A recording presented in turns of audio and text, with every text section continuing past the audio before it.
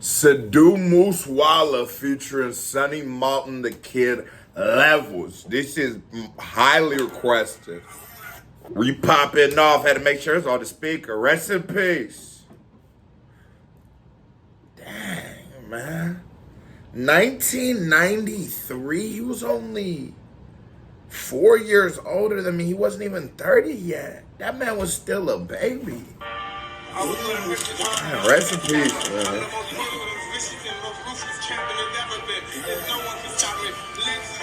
Oh, not the Tyson.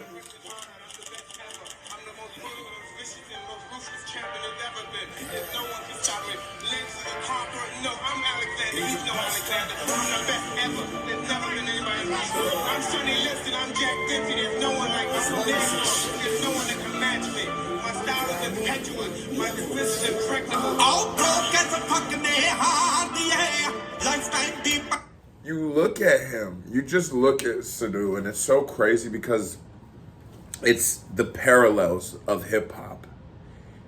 The culture is so real.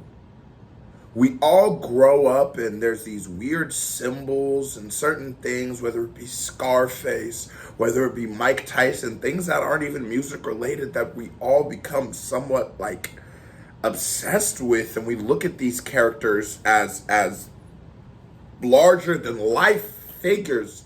And just the fact that he uses that Tyson feature lets me know, oh, this nigga's from the culture. Oh, you grew up in the same kind of ways, watching the same kind of content to an extent that I did too.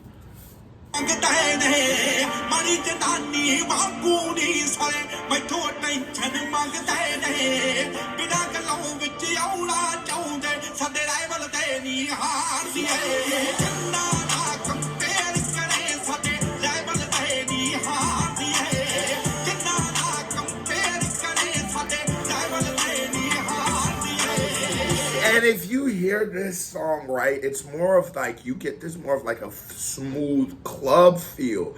But then listening to the 4 songs I've listened to him, there's been so much range, whether it was those West Coast sounds, whether it was this that would work on the East, and I'm talking about the East Coast of America, would work on the East, or really anywhere. Just be, you throw this on in the club, motherfucking, my haters ain't on my level. That's a common sentiment in hip hop, you know what I'm saying? But it's crazy how much range this nigga has in his production.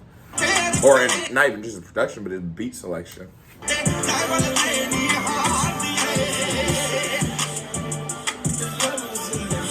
There's levels to shit.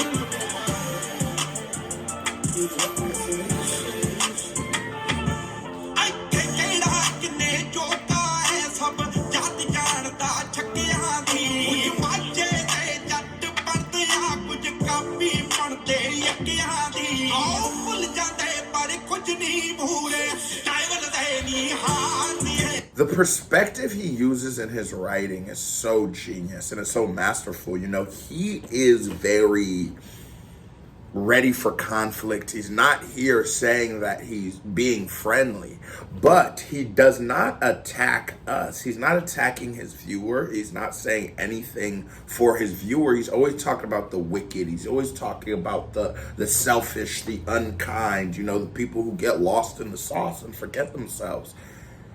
And it's just a brilliant way of writing of, you know, perspective, because perspective is key. You know, glass half empty, glass half full. If you've only eaten caviar your whole life, if I hand you some McDonald's, you'll be mad. But if you've eaten nothing but out of the trash for the last month and I hand you some McDonald's, I'll be the greatest person you ever met. It's always about perspective, and I love the perspective he approaches his records with.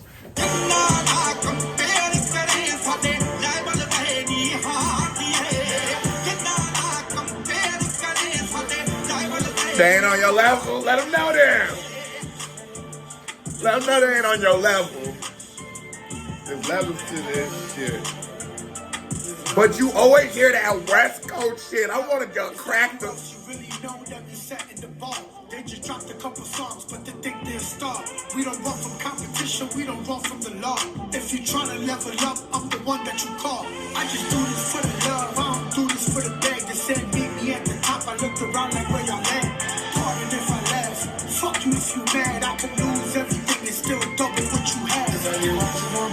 You know, it's funny though, when I hear him speaking now in English after listening to 2 minutes of someone singing in Punjabi, there's almost like an emptiness to it. There's not as much going on, and so it doesn't have as much fullness. Like I was like hoping for more ad libs or nothing, but never in my life did I think I'd make that observation that I'd be enjoying the nigga rapping in Punjabi more than the nigga rapping in English. Oh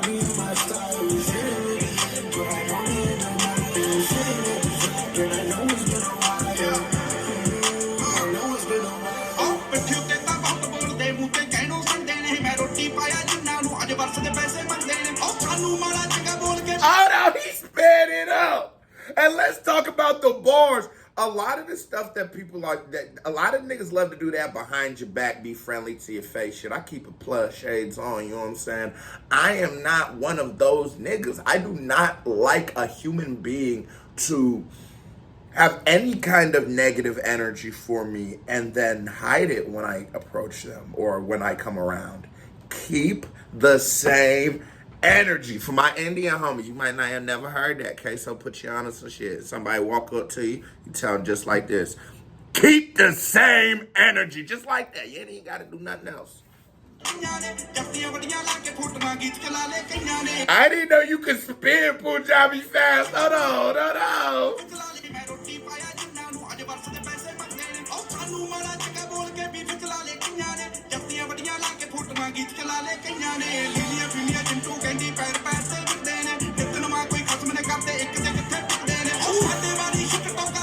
Real shit. A lot of singers, a lot of musicians are sold and bought. A lot of musicians look at it like a Kanye. Start off on one moral high ground, and by the end of their careers have completely transformed into the epitome of the person that they hate.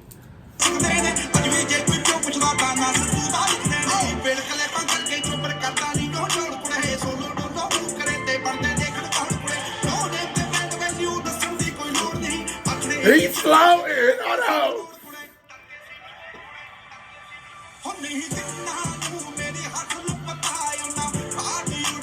And he's good at stopping it. Like the pacing, it's going up, you beating, you drumming, you're flowing, you're going, and then he slows it back down, because if you are a rapper with a message, at the end of the day, you still want to give that message out, but you know that it's always about digestibility. It's always about whether the song is able to be consumed. And so this, you give them the bops and the flows and the fast flows, things to make them, make them digest the message. You know what I'm saying? Sometimes you put the pill in the candy.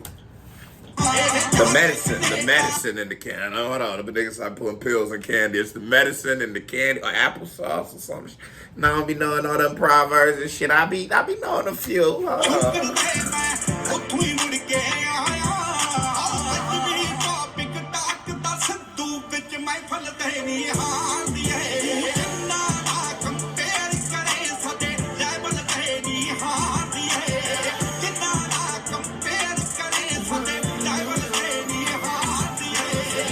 Hey, this motherfucker hot too. There's levels to this shit. There's levels to this shit. Y'all gotta know, in life there's just levels. Whether it comes to reactors, whether it comes to rappers, talkers, cappers, men, female, money, whatever it is. There's levels to this shit, Paul. There's levels to this shit. There's levels to this shit, man. Certified vibe check. Hit that thumbs up button and subscribe. Subscribe, I'm gone.